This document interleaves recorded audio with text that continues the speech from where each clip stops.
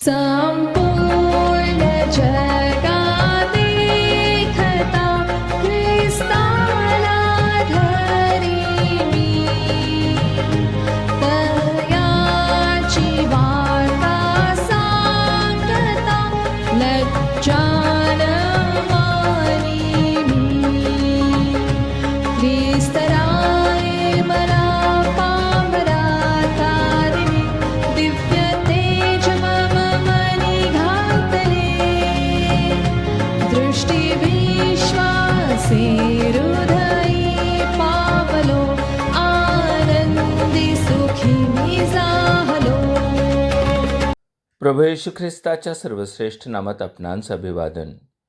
पवित्र शास्त्र बायबलमध्ये लूक वर्तमानाच्या 9व्या अध्यायातील 54व्या वचनामध्ये असे म्हटले आहे, हे पाहून त्याचे शिष्य याकोब व योहान म्हणाले, प्रभूजी एलियाने केल्याप्रमाणे आकाशातून अग्निखाली येऊन त्यांचा नाश करावा, अशी आम्ही आज्ञा करावी, अशी आपली इच्छा आहे काय?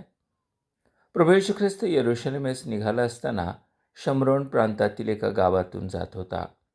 तेव्हा तेथील लोकांनी ख्रिस्ताचा स्वीकार केला नाही. हे पाहून त्याचे शिष्य याकोब व योहान प्रभूला म्हणाले, एलियाने केल्याप्रमाणे आकाशातून अग्निखाली येऊन त्यांचा नाश करावा, अशी आम्ही आज्ञा करावी, अशी आपली इच्छा आहे काय? तेव्हा त्याने वळून त्यांना धमकाविले आणि म्हणाला, तुम्ही कोणत्या आत्म्याचे आहात हे तुम्हाला माहीत नाही. कारण मनुष्याचा पुत्र माणसांच्या प्राणांचा नाश करावयास नव्हे, तर तारावयास आला. ख्रिस्ताची प्रतिक्रिया आम्हाला किमान 2 सत्य सांगते. 1, तर ख्रिस्त कोणाचा तात्काळ न्याय करावा म्हणून या भूतलावर आला नव्हता. तो कोणा दुष्ट व अधम लोकांचा नाश करण्यासाठीही या भूतलावर आला नव्हता. मुळात कोणाचा नाश करण्यात देवाला मुळीच रस नाही. त्याउलट तो आमचा पापाच्या भयंकर परिणामापासून म्हणजेच मरणापासून बचाव व्हावा म्हणून वधस्तंभावरचे आमच्या बदलीचे मरण स्वीकारावयास या जगात आला होता. जो कोणी त्याच्यावर विश्वास ठेवितो त्याला तारण म्हणजेच पापांची क्षमा व सार्वकालिक जीवन मिळते. दुसरी महत्त्वाची गोष्ट म्हणजे त्याचा स्वीकार करण्यास तो कोणालाही बळजबरी करीत नाही. खरे तर त्याचा नकार करणाऱ्यास तो तात्काळ शिक्षा करू शकतो, परंतु प्रभू तसे करीत नाही.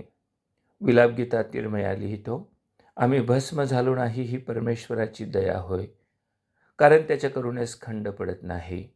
होय, पापात जीवन जगणाऱ्यांस तो क्षणात भस्म करू शकतो, परंतु तो दयाघन आहे म्हणून वाट पाहतो.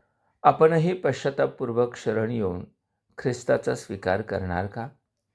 कारण तो प्राणांचा नाश करावयास नव्हे, तर आम्हाला तारावयास आला आहे.